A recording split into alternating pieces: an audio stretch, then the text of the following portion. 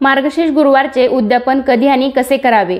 5व्या गुरुवारी अमावस्या आहे तर व्रताचे उद्यापन करावे का? पूजा करावी का? उपवास करावा का? 5वा गुरुवार करायचा का? तर हा व्हिडिओ नक्की बघा। सगळ्यांना माहीतच आहे की महालक्ष्मीचा पवित्र महिना सुरू झालेला आहे आणि या महिन्यात विवाहित महिला गुरुवारचे व्रत करतात। यावर्षी मार्गशीर्ष महिन्यातील गुरुवार व्रताची सुरुवात 14 डिसेंबर 2023 रोजी झालेली आहे आणि समाप्ती ही 11 जानेवारी 2024 रोजी होणार आहे।